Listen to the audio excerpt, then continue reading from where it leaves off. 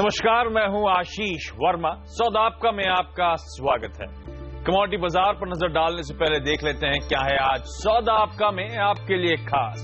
सौदा आपका में आज कमोडिटी बाजार खुलते ही एक तो मार्केट्स का अपडेट और साथ साथ कमाई के कुछ बेहतरीन टिप्स। जोरदार कमाई का तत्काल ट्रेड आइडिया 10:10 पर लेकर आएंगे आपके लिए। निफ्टी की दमदार स्ट्रैटेजी बनाने में आज आपकी मदद करेंगे। हमारे साथ तमाम टेक्निकल एक्सपर्ट जुड़ेंगे शो के दौरान।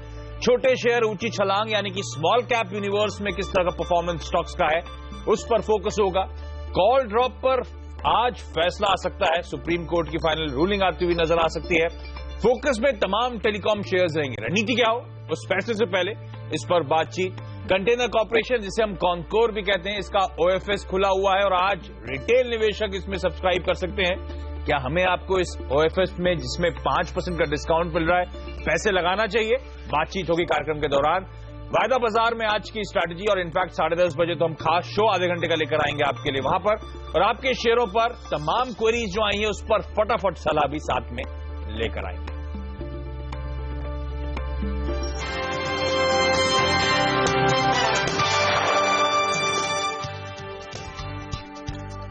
लेकिन चलिए सबसे पहले कमोडिटी बाजार का रुख करते हैं और कमोडिटी मार्केट्स में फोकस में कच्चा तेल है। कल इंटरनेशनल मार्केट्स में 4.9% यानी कि ऑलमोस्ट 5% का उछाल कच्चे तेल में आता हुआ नजर आया। और क्यों ये उछाल आया? दो वजह जो मुझे समझ में आती हैं। एक तो आपको याद होगा कल EIA यानी कि एनर्जी इंफॉर्मेशन एडमिनिस्ट्रेशन, अमेरिका की सरकारी एजेंसी, उसके आंकड़े आने थे स्टॉक पाइल्स के, इन्वेंट्री के। और उस आंकड़ों में एक इंटरेस्टिंग बात थी कि गैसोलीन की इन्वेंट्री में तगड़ी कमजोरी देखने को मिली। बाजार एंटिसिपेट कर रहा था, पोल जो था तमाम एनालिस्ट का 14 लाख बैरल से इन्वेंट्री घटने की बात करी जा रही थी। इन्वेंट्री इनफैक्ट 45 लाख बैरल्स घट गई। इसका मतलब बाजार ये मान के चल रहा है कि एनर्जी की डिमांड शायद उम्मीद से कुछ बेहतर इंप्रूव हो रही है। इसलिए आपने देखा कच्चे तेल में कुछ हाल देखने को मिला है। लेकिन ध्यान रखें, ओवरऑल स्टॉक पाइल्स तो लगातार चौथा वीक है बढ़ते हुए नजर आए। जैसा पोल में एक्सपेक्टेड था, ऑलमोस्ट 40 लाख बैरल के आसपास जुड़ते हुए और अपने रिकॉर्ड उच्चतम स्तरों के आसपास अमेरिका में इन्वेंट्रीज हैं। लेकिन उसके बावजूद इस डेटा को बाजार ने ज्यादा अहमियत दी और इसलिए उछाल देखने को मिला।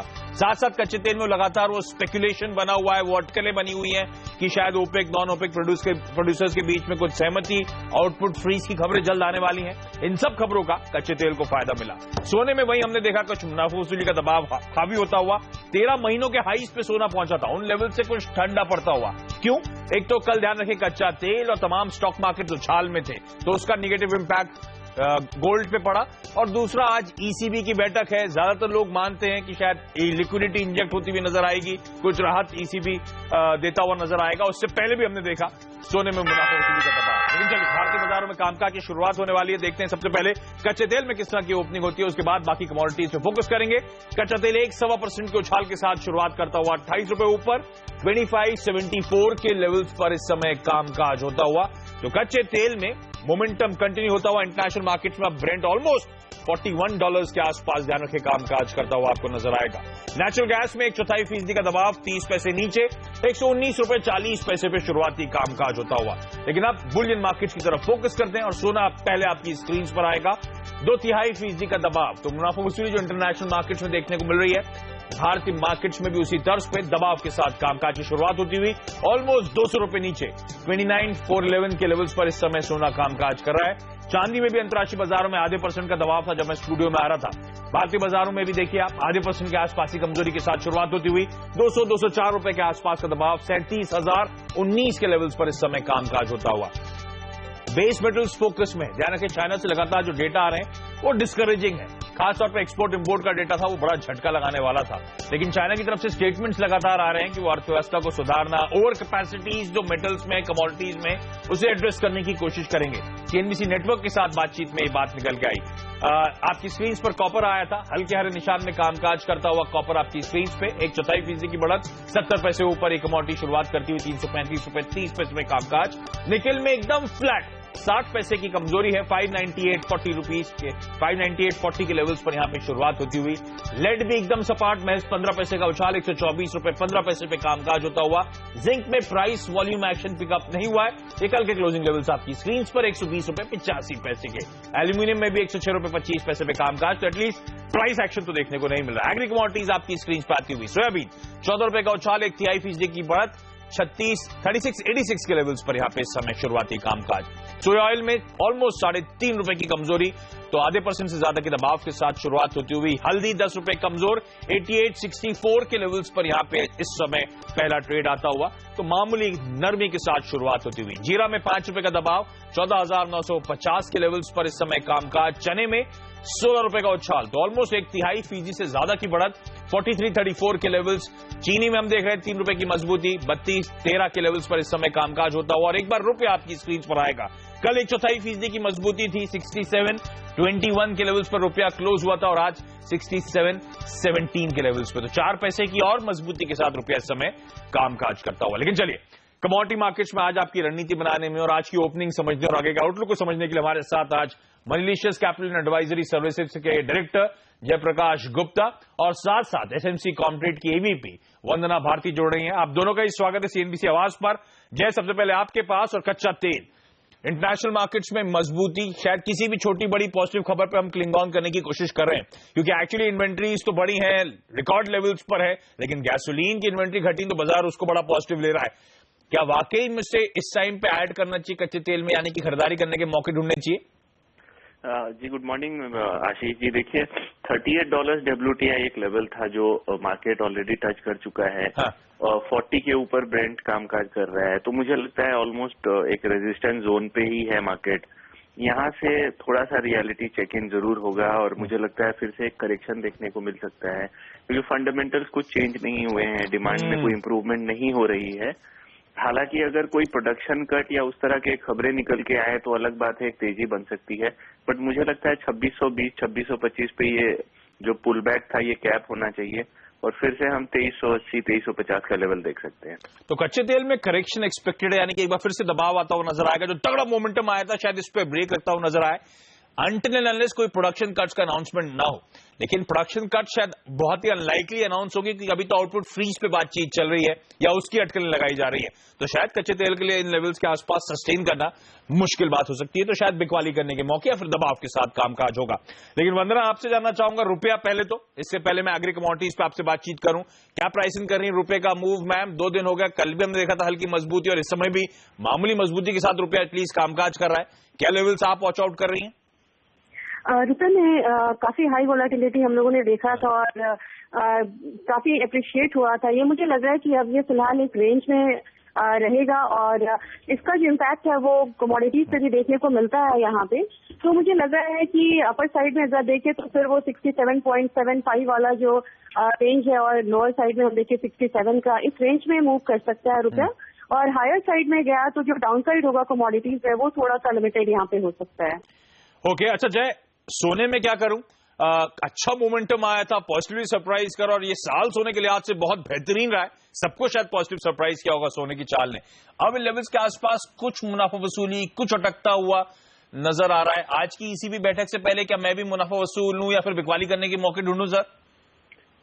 देखिए, टेक्निकल टर्म्स पे अगर देखें तो $1264 के ऊपर क्लोजिंग देना अहम है। हाँ। तो एक ब्रेकआउट हो सकता है और $1308 तक लेवल देखने को मिल सकता है। बट अब ओवरऑल अगर देखें जो पूरा जनवरी और फरवरी रहा है वो एक अनसर्टेनिटी का माहौल था, जिसका डायरेक्ट एडवांटेज गोल्ड को मिला है। बट मुझे लगता है अभी भी जो ग्लोबल ग्रोथ के जो ट्रेजेक्टरी है वो पहले से इम्प्रूव हुई है। जो इन्फ्लेशन नंबर्स हैं वो भी बहुत ज्यादा एनकरेजिंग नहीं है कि इन्फ्लेशन 2% पे हिट करने वाला है बहुत सून यूएस में, बट इम्प्रूवमेंट है। मुझे लगता है धीरे धीरे इसमें भी एक कंसोलिडेट होके मैक्सिमम मुझे $1280 नजर आ रहा है, उसके ऊपर ये सस्टेनेबल नहीं है। तो कोई अगर मीडियम टर्म आउटलुक से ट्रेड बिठाना चाहता है तो 30,000 के ऊपर का लेवल आइडियल लेवल है शॉर्ट करके जाने के लिए। मुझे लगता है 30,600 के ऊपर ये प्राइसेस नहीं जाना चाहिए अनलेस रुपी 70 को क्रॉस कर जाए। बट मैं फिर एक्सपेक्ट करता हूँ 28,400, 28,000 का लेवल हो सकता है 8 से 10 दिनों में देखने को मिल जाए। अच्छा, और बेस मेटल्स में क्या करना चाहिए? माइनर टिक्स के साथ आज शुरुआत हुई है, कोई कन्विंसिंग ट्रेड वहां पे आपको नजर आता है? नहीं, मुझे लगता है जो 1-1.5 महीने की हम लोगों ने एक पुल बैक रैली देखी थी कमोडिटीज में, वो अब ओवर हो चुका है, चाहे वो आप गोल्ड में बताएं, क्रूड में बोले या बेस मेटल्स में। तो मैं फिर से यहाँ पे सेल साइड पे रहना पसंद करूंगा, क्योंकि कॉपर के भी जिस तरह से फंडामेंटल्स हैं कुछ बदलाव नहीं आया है। 340, 343 अच्छा लेवल है शॉर्ट करके जाने के लिए। ऊपर से चाइना के जो नंबर्स निकल के आ रहे हैं वो भी डिस्करेजिंग हैं। जो बातें निकल के आ रही हैं कि वो कुछ एड्रेस करना चाहते हैं जो यहाँ पे डिमांड के लिए, बट वो ओवरनाइट नहीं होने वाला है। मुझे लगता है प्रेशर आगे चल के बनना चाहिए, फिर से 324, 320 का लेवल रिटेस्ट हो। अच्छा, आपने पुल बैक रैली खत्म होती हुई नजर आ रही है। अक्रॉस कमोडिटीज आप बात कर रहे हैं या फिर बेस मेटल्स के लिए कह रहे थे सर? नहीं, मैं बेस मेटल्स और बुलियन के लिए कह रहा हूँ। मुझे लगता है कि इन दोनों में अब यहाँ से सेलिंग बनना स्टार्ट हो गया है। ओके, वंदना जी, जाते जाते एग्री कमोडिटीज कहाँ पे नजर रखूं, कोई ट्रेड सुझाएं आज के लिए मैम? हाँ, मुझे लग रहा है कि सीपीओ में एक ब्रेकआउट आया है अच्छा, और वहाँ पे एक अपसाइड देखने को मिल सकता है क्योंकि मलेशिया में जो एक्सपोर्ट है वो 31% बढ़ा है मंथ ऑन मंथ बेसिस पे। तो अप्रैल कॉन्ट्रैक्ट में मैं बोलूंगी कि 510 के लेवल पे यहाँ पे बाय करना चाहिए। 515 का यहाँ पे टारगेट रखना चाहिए, 508 का यहाँ पे स्टॉप लॉस। और दूसरी कमोडिटी स्पाइसेस काउंटर में लग रहा है काफी दिनों से कंसोलिडेट कर रही है ये कमोडिटी टर्मरिक। स्पॉट में भी थोड़ी सी एक्टिविटी इसकी बढ़ी है और टेक्निकल एक स्ट्रेंथ आता है इसमें, तो प्राइसेस जो है वो 9200 का लेवल टच कर सकते हैं। तो कंफर्टेबली अगर 8900 के ऊपर ट्रेड करते ये कमोडिटी तो 9200 के टारगेट के लिए 8750 के स्टॉप लॉस के साथ इसमें बाय पोजीशन क्रिएट करना चाहिए। ओके, जय वंदना, आप दोनों का बहुत बहुत धन्यवाद सिंधी सेवास के लिए वक्त निकालने के लिए। क्विकली रैप अप कर दूं आपके लिए। कच्चा तेल शायद करेक्शन एक एक्सपेक्टेड है, बिकवाली करने के मौके ढूंढे। अंटिल अनलेस ओपेक या नॉन ओपेक की तरफ से कोई अनाउंसमेंट नहीं आता प्रोडक्शन कट का, बड़ा मुश्किल है प्राइसेस सस्टेन करना। सोने में बिकवाली करने की सलाह 29,300 के टारगेट्स के लिए। कॉपर बेस मेटल्स में बिकवाली करने के मौके ढूंढे 331 के टारगेट्स के लिए। और एग्री कमोडिटीज में क्रूड पाम तेल में अप्रैल कॉन्ट्रैक्ट्स में खरीदारी करें 515 के टारगेट्स के लिए। और हल्दी अप्रैल वायदा में भी खरीदारी करने के मौके ढूंढे 9,200 के टारगेट्स के। लेकिन चलिए यहां पे एक छोटा सा ब्रेक लूंगा। आगे सौदा आपका में जोरदार कमाई का तत्काल ट्रेड आइडिया और बाजार पर करेंगे प्रिसीजन इन्वेस्टमेंट सर्विसेज के किरण जाधव से बातचीत।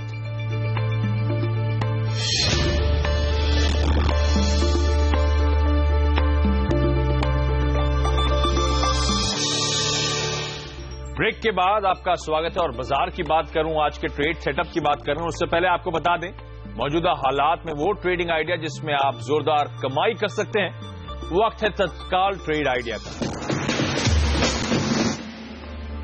और इस वक्त तत्काल ट्रेड आइडिया है एम सिक्योरिटीज के head of research Manoj Sachdeva की तरफ से। उनका मानना है बाटा इंडिया में बिकवाली करके चलें। 495 के स्टॉप के साथ 460 के टारगेट्स के लिए आप अप्रोच कर सकते हैं।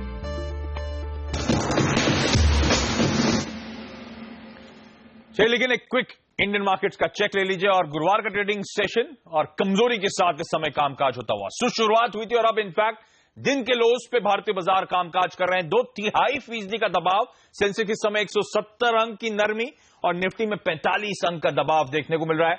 7500 के नीचे अब इस समय निफ्टी आपको कामकाज करता हुआ नजर आएगा। तो 2 दिनों का कंसोलिडेशन था, फ्राइडे को और मंगलवार को हमने कंसोलिडेट होता हुआ देखा बाजार। कल हमने देखा था भारतीय बाजारों में कमजोरी, लेकिन बेहद स्मार्ट रिकवरी लोअर लेवल से हुई थी। 110-115 पॉइंट की निफ्टी में दिन के लो से रिकवरी देखने को मिली थी और आज फिर से दबाव के साथ का ट्रेडिंग सेशन। तो देखना होगा आगे बाजार दिन के दौरान किस तरह का रुख लेता है, लेकिन इस समय तो प्रेशर में, कमजोरी में और दबाव में कामकाज होता हुआ। ब्रॉडर मार्केट एटलीस्ट इस समय हरे निशान के साथ कामकाज कर रहे हैं, हालांकि इन्होंने भी अपने इनिशियल मोमेंटम, इनिशियल गेन्स को कुछ हद तक वाइप आउट करा है। मिड कैप्स इस समय एकदम फ्लैट हल्के हरे निशान में कामकाज करता हुआ। स्मॉल कैप्स में 1/3% के आसपास का उछाल है, कुछ देर पहले आधे % के आसपास की मजबूती थी। तो ब्रॉडर मार्केट्स में भी अब कुछ हद तक प्रेशर क्रीप इन होता हुआ। जब मैं शो के लिए आ रहा था तो मैंने देखा था मार्केट ब्रेथ थी 1:2, यानी कि हर एक गिरने वाले के सामने 2 स्टॉक्स बढ़त के साथ कामकाज कर रहे थे।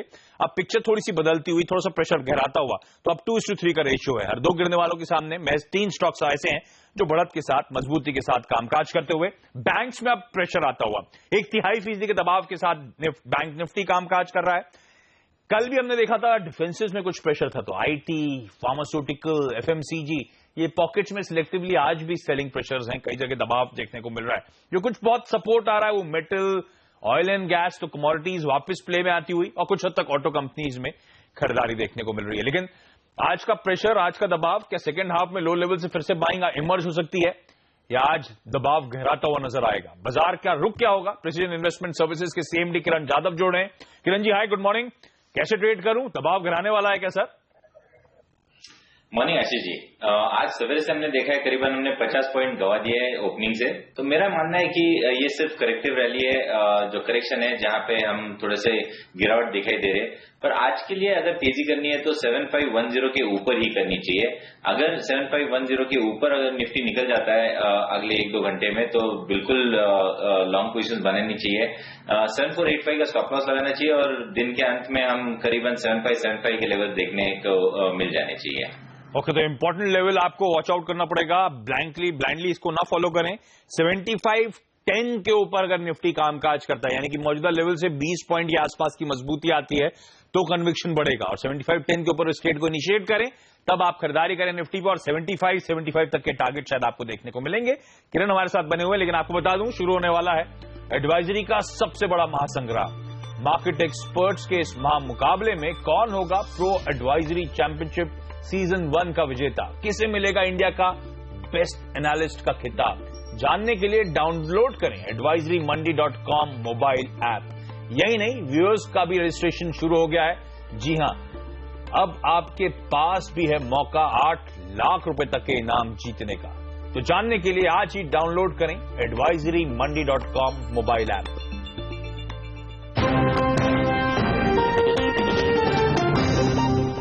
मेरे लिए काफी अमेजिंग एक्सपीरियंस है और मैं वास्तव में एक गर्व महसूस कर रहा हूं।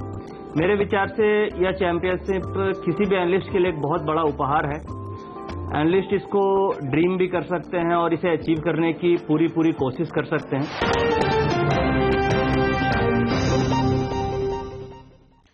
चलिए यहां पे लूंगा एक छोटा सा ब्रेक के बाद स्मॉल कैप यूनिवर्स में किस तरह की हलचल देखने को मिल रही है, इस पे फोकस। और साथ साथ किरण हमारे साथ बने हुए हैं, उनसे जानेंगे आज के बेहतरीन ट्रेडिंग आइडिया।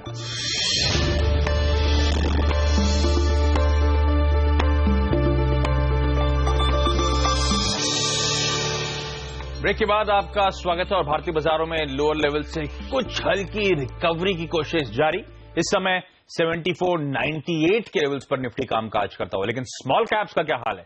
सबसे पहले स्मॉल कैप इंडेक्स आपकी स्क्रीन पर आएगा। आधे % के बढ़त के साथ इस समय आउट परफॉर्म करती हुई ये पॉकेट और चुनिंदा स्टॉक्स में तगड़ा मोमेंटम है। सबसे पहले मुक्ता आर्ट्स, मेरे ख्याल से आज एक्सपर्ट्स की सीएनबीसी आवाज पे बाजार खुलने से पहले पिक भी थी। 15% की मजबूती के साथ कामकाज। कावेरी टेलीकॉम में 10% का उछाल। एलटी फूड जहां पे कल भी तगड़ा उछाल था फ्यूचर ग्रुप के साथ करार के बाद, और आज भी 4-5% की मजबूती। सिंपलेक्स प्रोजेक्ट्स में हम देख रहे हैं 4% के आसपास का उछाल। ऑयल एंड गैस कैबिनेट की मीट के आउटकम का वेट कर रहा है। कहा जा रहा है इंसेंटिवाइज किया जाएगा काफी हद तक ऑयल एंड गैस स्पेस को और उससे एलाइड एक्टिविटी से जुड़ी तमाम companies, Dolphin offshore, Aban offshore, GL offshore, Selan exploration, इन सब में आज आप हरकत देखेंगे। और ये सब स्मॉल कैप यूनिवर्स को बिलोंग करती हैं। Small cap pharmaceutical companies active हैं। फार्मा में एक्चुअली दबाव है, लेकिन स्मॉल कैप फार्मा एक्टिव है। Sharon bio, RPG life sciences, Inswift labs, alpha labs, इन सब में आपकी स्क्रीन पर 5 से 12% की मजबूती। और स्मॉल कैप केमिकल कंपनीज में इंटरेस्टिंगली आज उछाल है। Kanoria chemicals, Tainwala chemicals, Cameron fine chemicals 3 से 4% के आसपास के उछाल के साथ यहां पे कामकाज होता हुआ। लेकिन चलिए यहां पे एक छोटा सा ब्रेक लूंगा। किरण हमारे साथ बने हुए हैं। ब्रेक के बाद एफएनओ बाजार में स्ट्रैटेजी लेकर आएंगे हमारे मार्केट एडिटर अनिल सिंह भी। तो किरण से वो स्ट्रैटेजी भी जानने की कोशिश होगी, किरण के पिक्स भी जानेंगे और साथ साथ एक और मार्केट एक्सपर्ट अमित हरचेकर साहब भी जुड़ेंगे।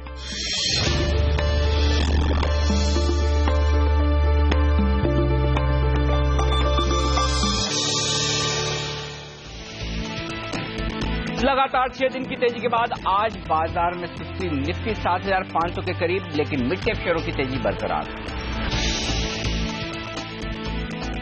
रिटेल निवेशकों के लिए खुला कॉनकोर का offer for sale. Allotment price पर मिलेगा 5% का डिस्काउंट। कल नॉन रिटेल का हिस्सा हुआ 2 गुना सब्सक्राइब। गोल्ड ड्रॉप मामले की आज सुप्रीम कोर्ट में सुनवाई। पिछले हफ्ते कोर्ट ने अंतरिम राहत देने से किया था इनकार। टेलीकॉम शेयरों पर होगी आज नजर।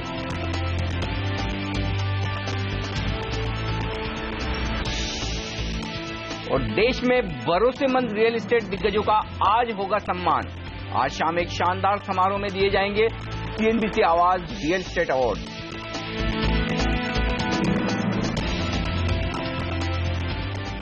ट्रेडर्स हॉटलाइन में आप सबका स्वागत है। नमस्कार, मैं हूं अनिल सिंघवी और हमारा ये शो है आप जैसे उन तमाम ट्रेडर्स के लिए जिन्हें अपने ट्रेड पर अभी इस वक्त कोई एक्शन लेना है, नया सौदा करना हो या पुराने सौदे पर लेनी हो, आपको कोई भी राय, फोन करें हमारे टोल फ्री नंबर पर 180020097890 या फिर व्हाट्सएप मैसेज भेजें 7045220000। ये है हमारा नंबर जिस पर आप हमें मैसेज भेज सकते हैं। हम आपको सामने से फोन करके आपके सवाल लेंगे हमारे इस कार्यक्रम में। और आज आपकी मदद करने के लिए हमारे साथ तकनीकी राय देंगे प्रिसीजन इन्वेस्टमेंट्स के किरण यादव हमारे साथ बने हुए हैं, और साथ ही A+ एनालिटिक्स के वायदा कारोबार के एक्सपर्ट अमित हर्चेकर भी हमारे साथ जुड़ चुके हैं। आप दोनों का स्वागत है।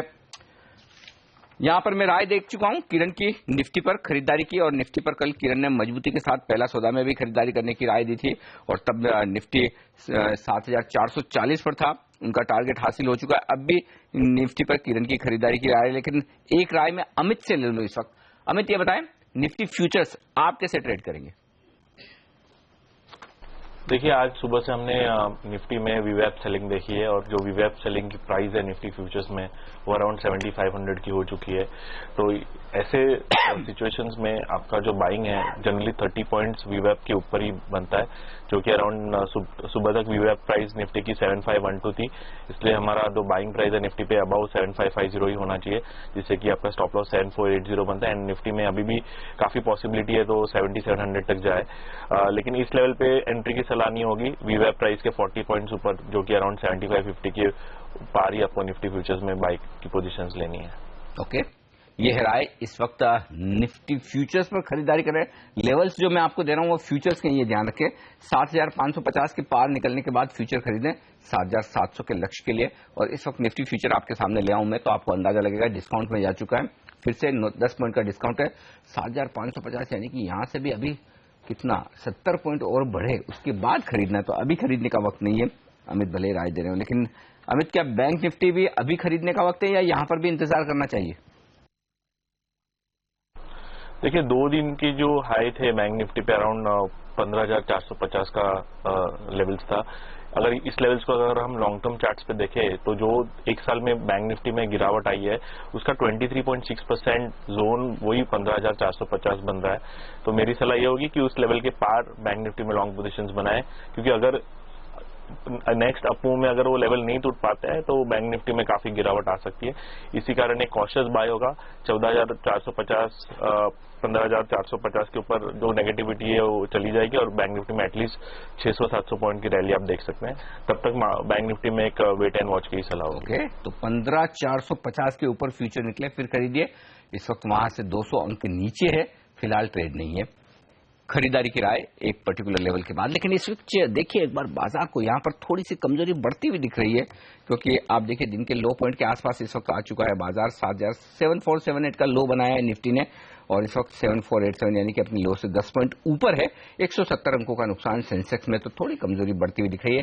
कल एफआईएस की तरफ से जो वायदा कारोबार में 1250 करोड़ की सेलिंग के आंकड़े आए हैं स्टॉक फ्यूचर्स के, वो दबाव बनाते हुए दिख रहे हैं इस वक्त बाजार पर। दर्शकों को शामिल करते हैं, सीधे चलेंगे जयपुर। हमारे पहले दर्शक अशोक हमारे साथ है इस वक्त फोन लाइन पर। सर नमस्कार, पूछिए। तो मेरे एसबीआई का लॉट लिया 185 में, 185 रुपए में एसबीआई खरीदा है आपने? चलिए पूछे। हाँ, ये बताए किरण, इनके लिए क्या राय है? एसबीआई में लॉन्ग बनाकर बैठे हैं पोजीशन 185 रुपए के दाम पर। मेरे ख्याल से होल्ड करना चाहिए। थोड़ा सा करेक्शन आ सकता है स्टॉक में, करीबन 180-179 के लेवल्स दिख सकते हैं, पर मेरा मानना है कि 185 के ऊपर इजीली ये स्टॉक अगले 3-4 सेशंस में चलता नजर आएगा। अगला रेजिस्टेंस करीबन 188-190 का है, अगर ये निकल जाए तो होल्ड करने की सलाह होगी, जो कि हम इजीली 220 के टारगेट्स आपको इसी सीरीज में देखने को मिल जाने चाहिए। तो मेरा मानना है कि होल्ड करना चाहिए 177-176 के स्टॉप लॉस के साथ, और करीबन 189 के ऊपर अगर जाता है तो और ऐड करने की सलाह होगी। ओके, ये है राय इस वक्त साफ तौर पर आपके लिए किरण की तरफ से एसबीआई में। लेकिन बता दूं आज जिन स्टॉक्स में एक्शन दिख रहा है, मेरे सामने लिस्ट है। आज एक्शन वाले स्टॉक्स बजर्स जो है, ग्रेन्यूल्स, यहां पर 6% की मजबूती दिख रही है। ओपन इंटरेस्ट में 25% का इजाफा है। ऑयल इंडिया एक और शेयर है जहां पर ओपन इंटरेस्ट काफी तेजी से बढ़ा है, 15% ओपन इंटरेस्ट बढ़कर आया है। कमिंस को देखिए 2% मजबूत है, और यहां पर ओपन इंटरेस्ट में 9% की बढ़त है। और एक और स्टॉक जस्ट डायल जो 1.5% मजबूत है और ओपन इंटरेस्ट में 8% की बढ़त है। इसी तरह पुट और कॉल में कहां एक्शन है वो भी मैं आपको कुछ देर में बताऊंगा। उससे पहले फरीदाबाद चलेंगे। कपिल हमारे साथ है इस वक्त फोन लाइन पर। कपिल साहब नमस्कार, पूछिए अपना सवाल। नमस्कार सर, मेरे पास क्रॉम्पटन व्यू का 150 की कॉल है। ओके, क्रॉम्पटन 150 की कॉल क्या भाव में खरीदी है आपने? ₹5.25 में। 5.25 में लिया है। मुनाफा होना चाहिए आपको तो इस वक्त मेरे ख्याल से। क्रॉम्पटन तो जिस तरह से मजबूत है, थोड़ा नीचे आया अभी एक्चुअली ₹3 ऊपर के स्तर से, और चल रहा है ₹4 के दाम इस वक्त हैं यहाँ पर। ये बताएं अमित, क्या करना चाहिए इन्हें? देखिए, यहाँ पे एक एग्जिट की सलाह होगी, क्योंकि जो क्रॉम्पटन ग्रीव्स अभी भी बेयर मार्केट में है। इसका जो फॉलिंग राइजिंग चैनल रेजिस्टेंस है एग्जैक्टली 153 to 154 पे आता है। तो जब तक स्टॉक 150 के ऊपर सस्टेन नहीं होता है, काफी पॉसिबिलिटी है कि ये करेक्शन यहाँ से आपको 6-7% की ड्रॉप भी आ सकती है। तो यहाँ पे क्लियरली एग्जिट की सलाह होगी। हम देख सकते हैं कि स्टॉक का फिर से 142 to 143 जोन पे जाके स्टेबलाइज हो सकता है। ये राय है अमित की आपके लिए इस वक्त। एक और चीज जो मैं बताना चाहता हूँ, स्टॉक फ्यूचर्स के लिहाज से जो अमित ने अपनी पिक्स चुनी है उनमें कुछ बड़े इंटरेस्टिंग स्टॉक है। सबसे पहले एसीसी में खरीदारी करने की राय वो दे रहे हैं, बताइए इसके बारे में अमित। देखिए, एसीसी में कुछ दिन से हमने काफी वीवैप बाइंग देखी है अराउंड 1220 to 1230 के जोन में। एंड अगर हम उसका चार्ट स्ट्रक्चर भी देखें तो एक फॉलिंग वेज पैटर्न के से भी इसमें एक ब्रेकआउट होते हुए दिखाई दे रहा है। वॉल्यूम्स भी काफी अच्छे एक्सपांड हो रहे हैं अपमूव की तरफ। तो हमारी सलाह ये होगी कि इस लेवल पे भी आप एंट्री करते हैं तो 1220 पे आप स्टॉप लॉस लगाए, एंड आपका लक्ष्य अराउंड 1310 से 1320 बनता है। ध्यान यही रखना है कि जो लॉन्ग पोजीशंस बिल्डअप हुई है स्टॉक्स में, उसकी एवरेज प्राइस 1220 to 1230 के बीच में ही बनती है। इसी कारण अगर 1220 के नीचे अगर स्टॉक ट्रेड करता है तो आपको ये लॉन्ग पोजीशन से एग्जिट लेना बहुत जरूरी है। ओके, यह राय अमित की एसीसी को लेकर। मुंबई से हमारे अगले दर्शक हैं जीवी शाह साहब। शाह साहब नमस्कार, क्या जानना चाहते हैं आप? नहीं, मैंने 880 में कोलगेट का एक फीचर लिया है, तो उसमें क्या करें? 830 में कोलगेट खरीदा है आपने फ्यूचर्स में। किरण, चार्ट देखकर बताएं, 830 का फ्यूचर का खरीदारी है इनका कोलगेट का, क्या करना चाहिए? नहीं, बिल्कुल निकल जाना चाहिए। चार्ट स्ट्रक्चर बहुत ही खराब है और ये एफएमसीजी का one of the weakest stocks है और मेरे ख्याल से और ये स्टॉक नीचे आने की उम्मीद है। तो जल्द से जल्द इस ट्रेड से बाहर निकल जाए, क्योंकि ये मेरे ख्याल से इजीली 775 के टारगेट्स दिखाई दे सकता है। ओके, तो निकल जाए इस स्टॉक से, ये राय है कोलगेट में आपके लिए। शाह साहब, अच्छी खबर नहीं है। परेश हैं हमारे अगले दर्शक, वो भी मुंबई से ही है हमारे साथ इस वक्त। पूछिए सर अपना सवाल। Good morning sir. जी गुड मॉर्निंग। मैंने ICICI बैंक बेचा है ₹216.55 में परसों के दिन। ओके, मार्च फ्यूचर बेचा है आपने ₹216.55 में। इंटरेस्टिंग बात बताऊं परेश जी आपको, हमारे साथ जो हमारे एक्सपर्ट है अमित हरचेकर, उन्होंने ICICI बैंक शॉर्ट करने की ही राय दी है। तो एक तो बढ़िया बात है कि आपने ट्रेड तो एकदम सही डायरेक्शन में लिया है। तो अमित से उनकी कॉल भी ले लेते हैं और आपके लिए राय भी ले लेते हैं, बताएं अमित। से मैंने पहले ही मेंशन किया कि जो बैंक निफ्टी है उसमें 23.6% का रिट्रेसमेंट हो चुका है। एंड क्योंकि ICICI बैंक एक हैवीवेट बैंक है, शॉर्ट टर्म चार्ट्स पे देखें तो ICICI बैंक ने करीबन 78% retracement short term down move का कंप्लीट हो चुका है। तो 222 to 224 मेजर सप्लाई जोन है ICICI बैंक में। तो ट्रेडिंग वाइज आपको 226 के स्टॉप लॉस से अभी भी शॉर्ट पोजीशंस बना सकते हैं, क्योंकि स्टॉक अभी भी लॉन्ग टर्म बेयर मार्केट में है। हम एक्सपेक्ट कर सकते हैं स्टॉक फिर से 202 से 205 के लेवल तक जाके थमेगा। तो एक शॉर्ट की राय होगी 226 का टाइट स्टॉप लॉस आप अपनी शॉर्ट पोजीशंस के लिए रखें। ओके, तो ये है राय आपके लिए। ICICI बैंक पर 202 रुपए तक फिसलेगा, शॉर्ट को बनाकर रखें आप, आपके लिए मुनाफा होने की पूरी उम्मीद है। ये राय हमारे एक्सपर्ट्स की तरफ से। चलिए आपको बता दें, शुरू होने वाला है एडवाइजरी का एक बेहतरीन मुकाबला और महासंग्राम। मार्केट एक्सपर्ट्स के इस महामुकाबले में कौन बनेगा प्रो एडवाइजरी चैंपियनशिप सीजन 1 का विजेता, किसे मिलेगा इंडिया का बेस्ट एनालिस्ट का खिताब? जानने के लिए डाउनलोड करें advisorymonday.com मोबाइल ऐप। यही नहीं, व्यूअर्स के लिए भी काफी इनाम है और उनका रजिस्ट्रेशन शुरू हो चुका है। जी हां, अब आप जीत सकते हैं 8 लाख रुपए तक के इनाम। तो जानने के लिए आज ही डाउनलोड करें advisorymonday.com मोबाइल ऐप।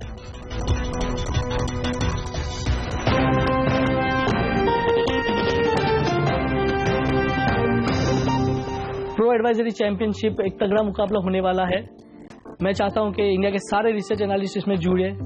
मैं तैयार हूं इस चीज के लिए, आप भी तैयारी अपनी कर लीजिए। आखिर में एक ही जीतेगा, लेकिन मेरी तैयारी बहुत ही बढ़िया है और मैं ही विनर हूंगा।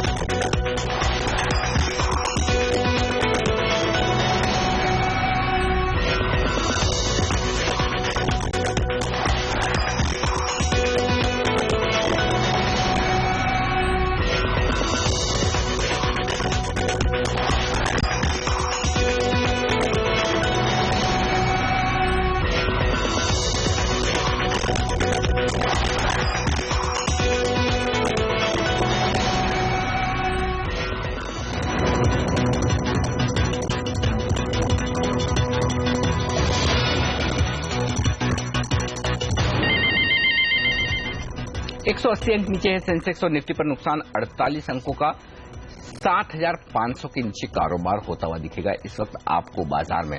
हमारे साथ बेरपेटा आसाम से रंजीत साहब है इस वक्त फोन लाइन पर। सर नमस्कार, क्या जानना चाहते हैं? सर मेरे पास सीएट का 1000 का पुट ऑप्शन है। दो पुट ऑप्शन है सर, एक 13 रुपए का और एक 14 रुपए का, और एक है सर अदानी पावर 35 कॉल 40 पैसे। क्या करना होगा? अदानी पावर आपने 35 रुपए की स्ट्राइक प्राइस का कॉल खरीदा है, क्या भाव में? 35 पैसे में? 40 पैसे। 40 पैसे में। और सीएट में आपने 1000 का पुट खरीदा हुआ है, 13 रुपए में एक है, 14 रुपए में, यानी कि आपके 13.5 रुपए में 2 पुट खरीदे में, राइट? चलिए आपके लिए राय ले लेते हैं अभी। पहले तो ये बताएं कि अदानी पावर में जो इन्होंने कॉल खरीदा है अमित, क्या सही रणनीति है? 40 पैसे की प्रीमियम देकर इस वक्त दाम 25 पैसे के आसपास चल रहा है। देखिए मेरे हिसाब से स्टॉक में ऑलरेडी रन अप आ चुका है, तो 32 के ऊपर स्टॉक सस्टेन करना बहुत मुश्किल है। तो मेरी यही सलाह होगी कि आप इसमें से एग्जिट कर ले। अगर इनको अगर कंजर्वेटिव अप्रोच रखना है तो अगर स्टॉक 29.25 के लेवल टूटता है तो स्टॉक में काफी गिरावट आ सकती है, तो वो एक स्टॉप लॉस रखे।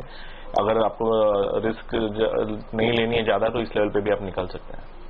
ओके, तो फिलहाल निकल जाएं, ये ज्यादा बेहतर होगा। लेकिन सीएट 1000 का पुट खरीदा है, मंदी की पोजीशन बनाई है, 13-14 रुपए की इनकी कॉस्ट है। किरण, क्या राय देंगे आप इन्हें? सीएट में अभी रुझान करेक्शन का है, तो मेरा मानना है कि और करेक्ट हो सकता है। बिल्कुल होल्ड कर लेना चाहिए पोजीशन पर। जब ये स्टॉक करीबन 1037 के करीब आता है तो एक बार रिव्यू ले ले। ओके, तो फिलहाल होल्ड करें, कोई दिक्कत वाली बात नहीं। सीएट में कमजोरी का ही माहौल है, ऐसे में घबराने की जरूरत नहीं। लेकिन मजबूती का माहौल एक और स्टॉक में दिख रहा है, वो है केन इंडिया, और वो टॉप पिक के तौर पर चुना है हमारे एक्सपर्ट अमित हरचेकर ने अपनी टॉप ट्रेडिंग पिक्स के तौर पर, क्योंकि 3 पिक्स दी अमित ने। एक जो मैंने पहले बताया था आईसीआईसीआई बैंक शॉर्ट करने की राय दी, दूसरा एसीसी लॉन्ग करने की राय दी, और अब कैन भी खरीदारी करने की राय दे रहे हैं। बताएं अमित इसके बारे में। देखिए इंटरनेशनल क्रूड प्राइसेस में काफी अच्छा ब्रेकआउट आया है मंथली चार्ट्स पे, और हम अभी भी एक्सपेक्ट कर रहे हैं कि यहाँ से क्रूड प्राइसेस 20 to 25% रैली हो सकती है। केन में भी सिमिलर ट्रेंड दिखाई दे रहा है कि स्टॉक ने काफी कंसोलिडेशन के बाद ब्रेकआउट दिया है 130 के लेवल के ऊपर। तो हमारा एक्सपेक्टेशन है कि केन की जो प्राइस है अराउंड 162 to 165 जाके स्टेबलाइज हो सकती है। क्योंकि स्टॉक काफी वोलेटाइल है, हमारी रिकमेंडेशन होगी कि 132 का टाइट स्टॉप लॉस रखे। अगर वो टूट जाता है तो लॉन्ग पोजीशन एग्जिट कर ले।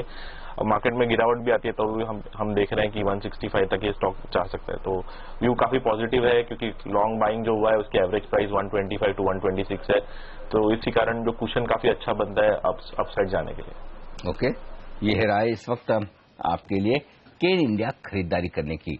हमारे अगले दर्शक हमारे साथ जुड़ रहे हैं हैदराबाद से। सिराज हमारे साथ है इस वक्त फोन लाइन पर। सर नमस्कार, बताइए क्या ट्रेड लिया है आपने?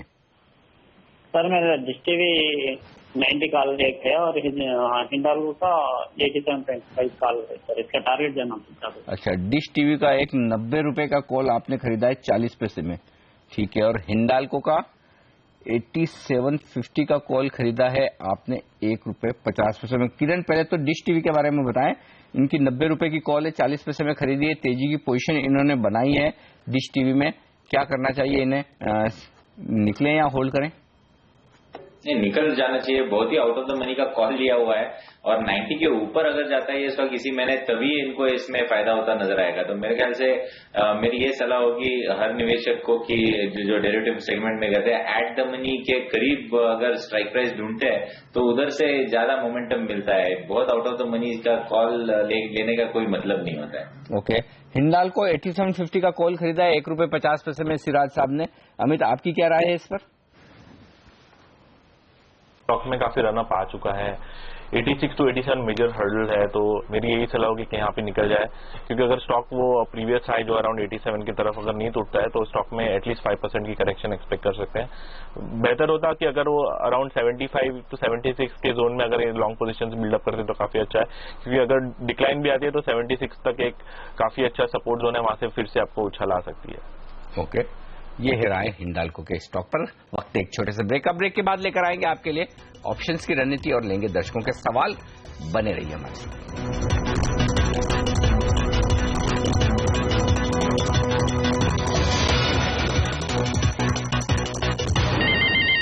गहराती हुई गिरावट, 225 अंकों का नुकसान, सेंसेक्स में 1% की कमजोरी और निफ्टी 60 अंक नीचे 0.5%, 7,470-75 के आसपास। अब मिड कैप इंडेक्स लाल निशान में फिसल चुका है, दिग्गजों पर दबाव देखकर वहां भी कमजोरी हुई। हालांकि स्मॉल कैप इंडेक्स अब भी हरे निशान में और यही वजह की बढ़ने वाले शेयरों की तादाद अब भी बेहतर है। 800 के आसपास शेयर मजबूत है और 625 शेयर कमजोरी के साथ कारोबार करते हुए दिखेंगे। लेकिन बैंक निफ्टी 0.5% टूटता हुआ इस वक्त 85 अंकों के नुकसान के साथ। वक्त है ऑप्शंस की रणनीति लेने का।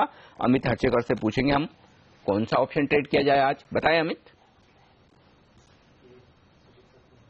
मैं एक ऑप्शन स्ट्रेटेजी में कैलेंडर स्प्रेड रेकमेंड कर रहा हूं, जिसमें आपको 76 का 100 का करंट कॉल ऑप्शंस बाय करना है, जिसका प्राइस अराउंड 56 to 57 चल रहा है, और साइमल्टेनियसली आपको 7800 का अप्रैल का कॉल ऑप्शन बेचना है, जिसका प्राइस अराउंड 57 to 58 चल रहा है। इस स्ट्रेटेजी में आपका net outflow almost negative to 2 to 3 rupees होगा। लेकिन इस स्ट्रेटेजी का एम ये है कि अगर निफ्टी 7400 के ऊपर सस्टेन करता है और अगर निफ्टी में रैली आती है 7650 तक या 7700 तक, तो आपको ये स्ट्रेटेजी में 50 रुपए बनेंगे। अगर निफ्टी 7400 के नीचे फिसलता है तो ये स्ट्रेटेजी से एक एग्जिट की सलाह होगी। तो ये है राय, 7600 का कॉल खरीदे, 7800 का कॉल बेचें। नेट स्प्रेड 7 रुपए का है इस वक्त, जो बढ़कर हो जाएगा 50 रुपए। तो रिस्क आपकी सिर्फ 7 रुपए की, रिवॉर्ड 50 रुपए का हो सकता है। ये अमित की राय। इस बीच बता दें आपको कि कैबिनेट की जो अहम बैठक आज हुई है वो अब खत्म हो चुकी है। देखना होगा MMRDR बिल और साथ ही ऑयल एंड गैस सेक्टर से जुड़े कौन से बड़े वो फैसले होते हैं जो आज कैबिनेट की बैठक में लिए जाएंगे। चिंता मत कीजिए, आपको अब से कुछ ही देर में हम बताएंगे कि कौन से वो बड़े फैसले कैबिनेट की बैठक में लिए गए हैं। उसके लिए आप हमारे साथ बने रहिए। लेकिन उससे पहले यहाँ पर वक्त है हमारे दोनों एक्सपर्ट से विदा लेने का। किरण और अमित, बहुत बहुत शुक्रिया आपका हमारे लिए वक्त निकालकर अपनी राय देने के लिए। इस ब्रेक के बाद हम फोकस करेंगे कैबिनेट की बैठक के फैसलों पर और सौदा आपका जारी रहेगा। आपके शेयरों पर फटाफट सलाह लेकर आएंगे आशीष वर्मा और आशीष वर्मा के साथ जुड़ेंगे मानस जायसवाल भी इस छोटे से ब्रेक के बाद।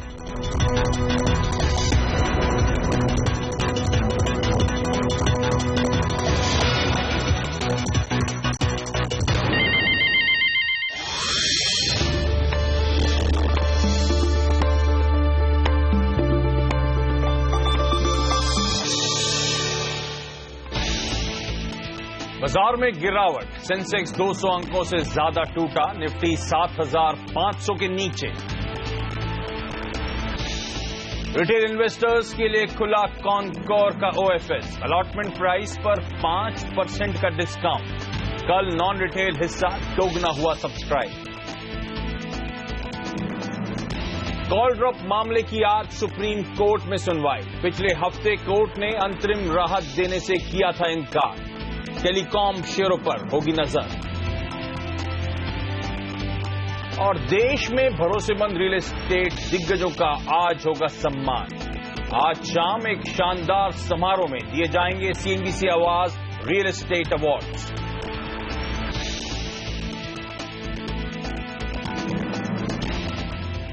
लेकिन इस समय आपकी स्क्रीन पर ब्रेकिंग न्यूज। आज ध्यान रखें, CCA यानी कि कैबिनेट की बैठक थी और टॉप ऑफ द एजेंडा था ऑयल एंड गैस स्पेस के रिफॉर्म्स की बात।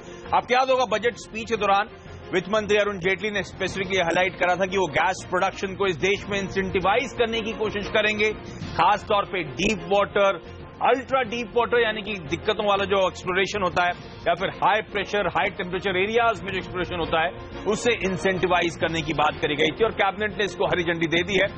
मार्केटिंग प्राइसिंग फ्रीडम होगी उन तमाम इन deep water ultra deep water projects के लिए। तो बेसिकली हिंदुस्तान में ध्यान रखें गैस एक्सप्लोरेशन में दिक्कतें थी, जिस तरह की प्राइसिंग पॉलिसीज थी, बहुत ज्यादा कंपनीज इच्छुक नहीं होती थी एक्सप्लोरेशन के लिए। अब उन कंपनीज को इंसेंटिवाइज करने के लिए यहां पे बेहतर प्राइसिंग देने की बात करी जा रही है और शायद उसके चलते एक्सप्लोरेशन एक्टिविटी पिकअप होंगी। इनफैक्ट आज दिन के दौरान आपको याद होगा हमने कहा भी था तमाम ऑयल एंड गैस स्पेस से जुड़ी एलाइड एक्टिविटीज वाली कंपनीज हरकत में आती हुई नजर आई थी इन द होप कि शायद एक्सप्लोरेशन भारत में पिकअप होता हुआ नजर आएगा और इन सब कंपनीज को बेनिफिट होगा। इनफैक्ट इस कैबिनेट मीट में क्या क्या निकल कर आया, हमारे साथ हमारे ब्यूरो चीफ लक्ष्मण रॉय जुड़ रहे हैं। लक्ष्मण हाय, गुड मॉर्निंग। क्या निकल के आया इस कैबिनेट मीट में? क्विकली पहले वो अपडेट करें सर। सबसे बड़ा फैसला जो है एक्सप्लोरेशन को लेकर के ही है। यहाँ पे 3 फैसले लिए गए हैं। पहला फैसला तो ये है कि जो जोखिम भरे क्षेत्र है जहां पे लोग प्राइवेट कंपनियां दूसरी कंपनियां जाकर के गैस का एक्सप्लोरेशन नहीं करती थी, तो उनको इंसेंटिवाइज करने का फैसला लिया गया है। बढ़ावा देने के लिए तय किया गया कि वो अगर जोखिम भरे क्षेत्र से जहां पे जोखिम ज्यादा होता है वहां से अगर गैस का एक्सप्लोरेशन करते हैं तो फिर वो मार्केट प्राइस के आधार पर अपने गैस को बेच सकेंगे, इस बात की छूट दी जाए ताकि वो कंपनियां वहां जाके एक्सप्लोरेशन करें।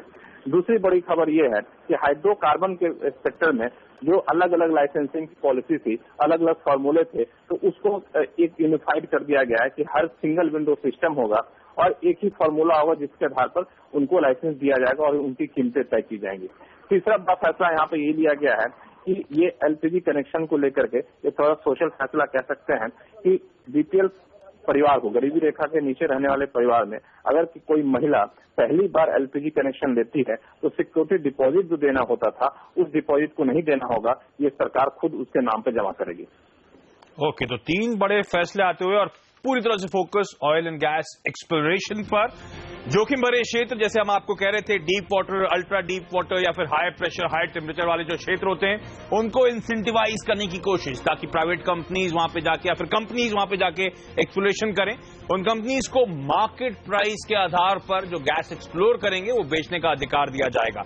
हाइड्रोकार्बन सेक्टर में यूनिफाइड लाइसेंसिंग, यानी कि ध्यान रखें जो ड्रिलिंग के तमाम फॉर्म्स होते हैं हाइड्रोकार्बन के, चाहे ऑयल हो, शेल गैस हो, उन सबको सिंगल कॉन्ट्रैक्ट में लेके आया जाएगा, यानी कि ईज ऑफ डूइंग बिजनेस की तरफ एक कदम उठाया जा रहा है हाइड्रोकार्बन सेक्टर के लिए। तो इंसेंटिवाइज करने की कोशिश, यूनिफाइड लाइसेंसिंग लाने की, रेजिम लाने की कोशिश, और साथ साथ जो लक्ष्य बता रहे थे एलपीजी कनेक्शन, सोशल फैसला, बिलो पॉवर्टी लाइन या गरीबी रेखा के नीचे जो फैमिलीज, उसमें अगर पहली बार कोई महिला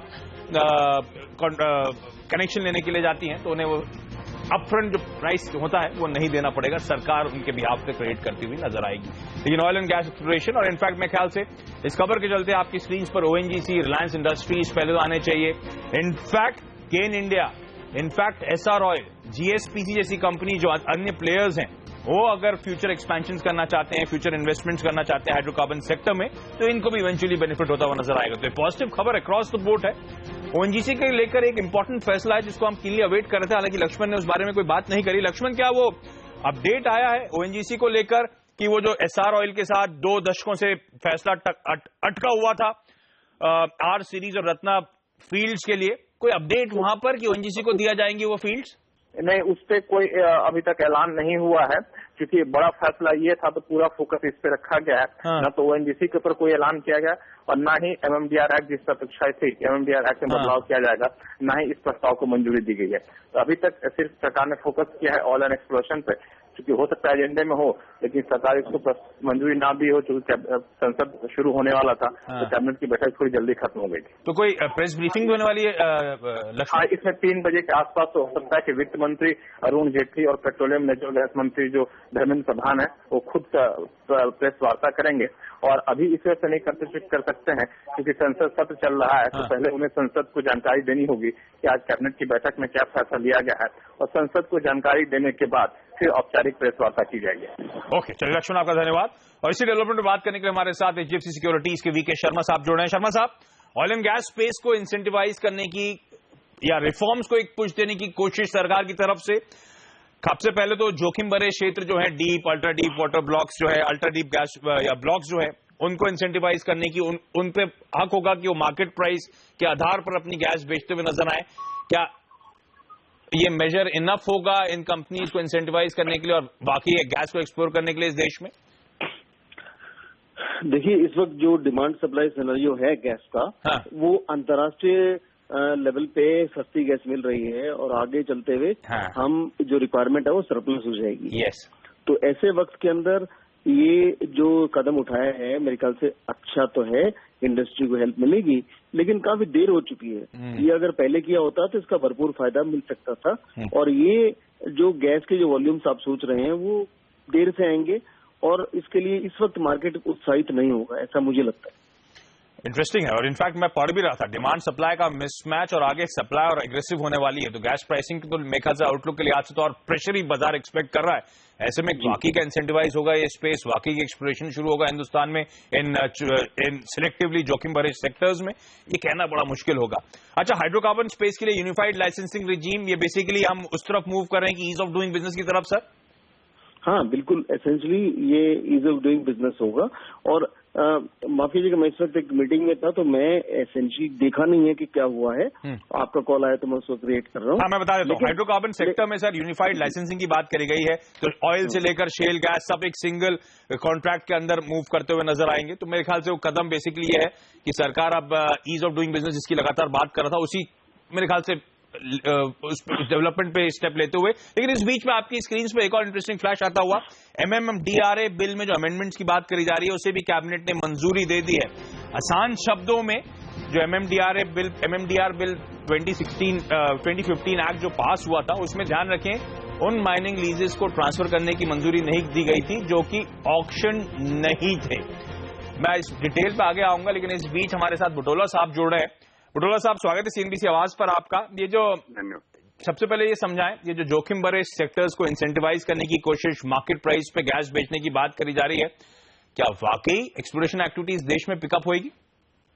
देखिए, ये बहुत लॉन्ग अवेटेड डिसीजन है और वेलकम डिसीजन है कि इंडस्ट्री ने गैस के लिए मतलब सरकार ने इसमें एक सराहनीय कदम उठाया है। और मेरी समझ से अगर गैस प्राइसेस फ्री होते हैं, मार्केट देखना ही पड़ेगा कि बिकॉज बजट में ये कहा गया है और आज की भी मैंने अभी पूरी डिटेल नहीं देखी है कि कैलिब्रेटेड मार्केटिंग फ्रीडम की बात की गई है।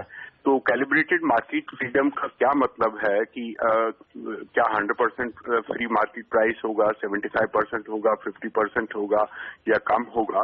तो एक तो ये मुद्दा देखना पड़ेगा और जैसे ही ये सब, और उसके लिए क्या मतलब रोड मैप है, ये सब देखना पड़ेगा कि कब कब कैसे होगा। फील्ड्स कौन कौन से डीप वाटर बोले गए हैं, HPHT बोले गए हैं, कुछ ऐसा भी आ रहा था कि डिफरेंट फील्ड के लिए डिफरेंट परसेंटेजेस मार्केटिंग फ्रीडम की हो सकती। तो जब तक ये डिटेल नहीं आ जाती तो ये कहना मुश्किल होगा। पर मेरे हिसाब से इंसेंटिवाइज करने के लिए, क्योंकि एक बार सरकार जो भी अगर कैलिब्रेशन करती है तो ये क्लियर है कि सरकार की इंटेंशन ये है कि इसको 100% मार्केटिंग फ्रीडम अब करना है। तो वो एक सराहनीय कदम है और धीरे धीरे करके मेरे को जैसे जैसे डिटेल आएंगे और अगर इंडस्ट्री ये समझती है कि हाँ पूरी मार्केटिंग फ्रीडम होने वाली है, तो मेरे हिसाब से जरूर एक्सप्लोरेशन पे और भी कंपनियां आएंगी। और देश की जो अभी कंपनियां काम कर रही हैं उनको तो डेफिनेटली इंसेंटिव मिलेगा कि वो अब प्रोडक्शन में जो डिस्कवरी है उसके लिए डेवलपमेंट और प्रोडक्शन का फेज शुरू कर दें। अच्छा, 100% मार्केटिंग फ्रीडम मतलब आसान शब्दों में हुआ कि जो भी मैं गैस निकालूंगा मैं अपनी मनमर्जी से बेचूंगा, बाजार भाव पे बेचूंगा। हाँ जी, बिकॉज बाजार भाव के लिए भी बजट में बोला गया है कि बाजार भाव जो है उसके लिए एक सीलिंग तय हो जाएगी जो कि एक ऑल्टरनेट फ्यूल का वो मार्केट मैकेनिज्म से कि भाई ऑल्टरनेट फ्यूल की इंडिया में क्या कॉस्ट आती है। मान लो फ्यूल ऑयल है, LNG है, उसकी इंडिया में क्या कॉस्ट अगर इम्पोर्ट किया जाए तो वो एक मैक्सिमम सीलिंग होगी और उसके तह में जो है कंपनियां को पूरी फ्रीडम होगी।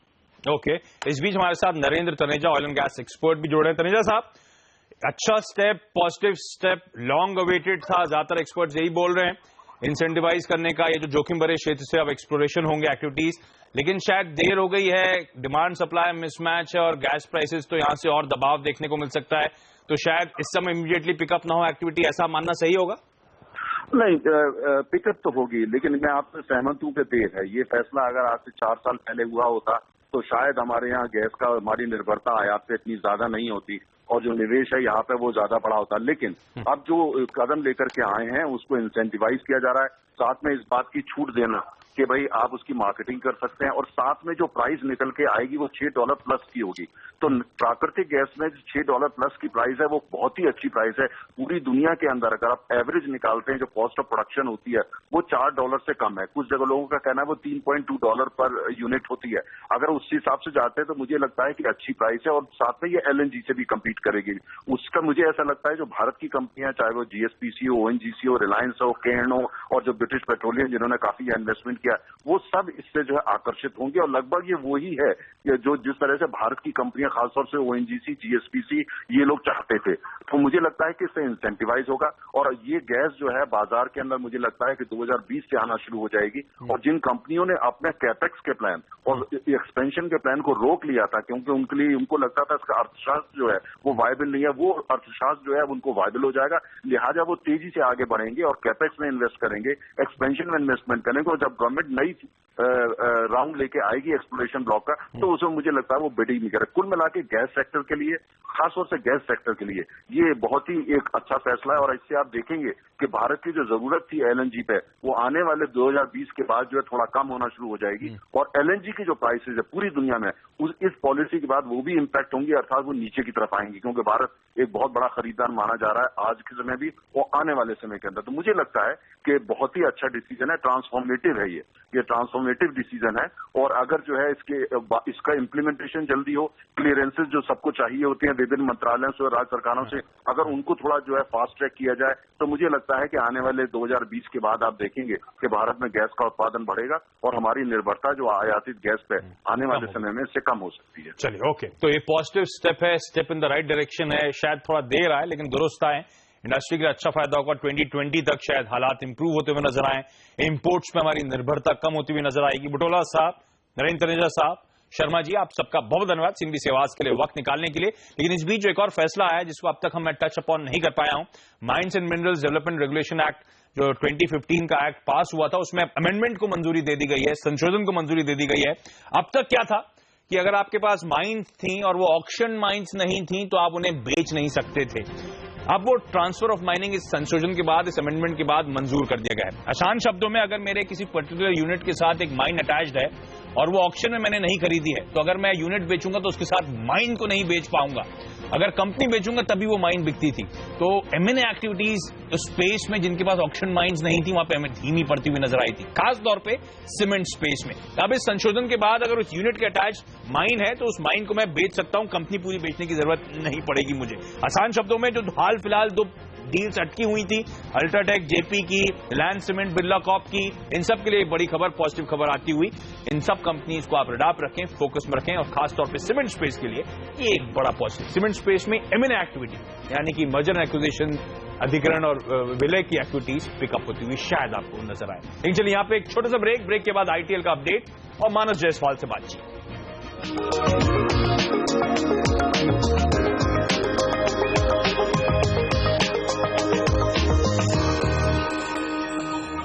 चलिए, वक्त है आईटीएल के अपडेट का और सबसे पहले आपकी स्क्रीन पे ट्रेडर्स के लीडरशिप बोर्ड और फायदा खान साहब के 98% रिटर्न्स बीते एक हफ्ते में, लेकिन कड़ी टक्कर देते हुए मनीष गुप्ता भी 88% के आसपास के रिटर्न्स कमाए। विमेंस लीग में मिताली जसपरा सबसे आगे 45% के रिटर्न्स, लेकिन लक्ष्मी जी का भी 41% के आसपास के रिटर्न्स, तो कड़ी टक्कर वहां से आती हुई। और कमोडिटी लीग में एक मार्क्ड आउट परफॉर्मेंस है, दीपक शांतिलाल ठक्कर साहब ने बीते एक हफ्ते में 127% रिटर्न्स कमोडिटी मार्केट से कमा के दिखाए।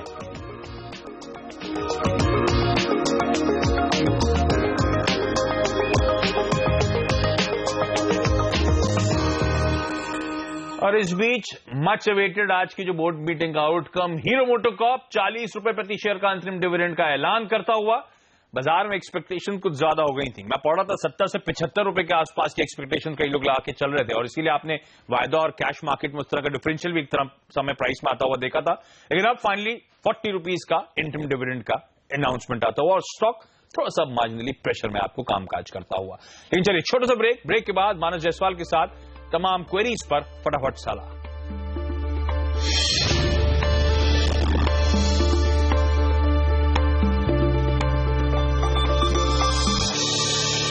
उस नॉन परफॉर्मिंग अकाउंट को रीस्ट्रक्चर किया गया और रीस्ट्रक्चरिंग के तहत उनको और सुविधाएं दी गई, और इसलिए ये किस तरह से अकाउंट्स चल रहे थे, क्या क्या सुविधाएं ऐसे लोगों को दी जा रही थी, ये डेट्स अपनी कहानी खुद बतलाती हैं।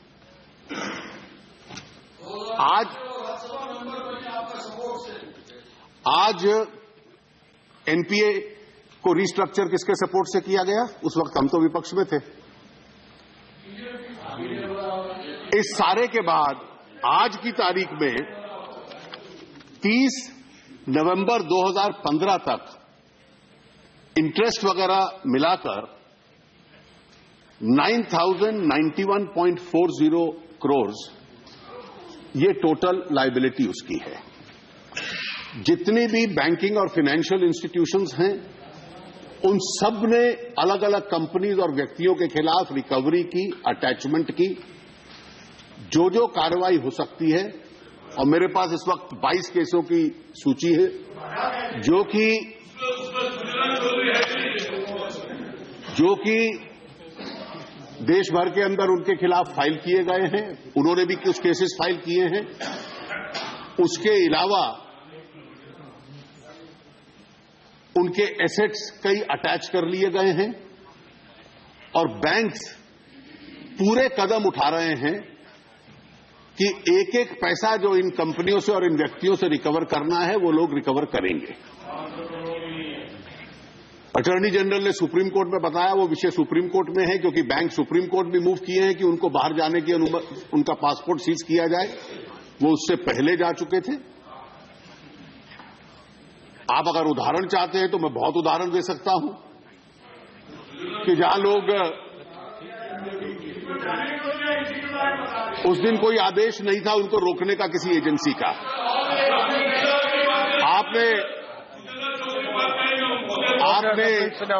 आपने जो जिक्र किया, आपने दूसरा उदाहरण भी जिक्र किया कि ललित मोदी को लाने के लिए क्या किया।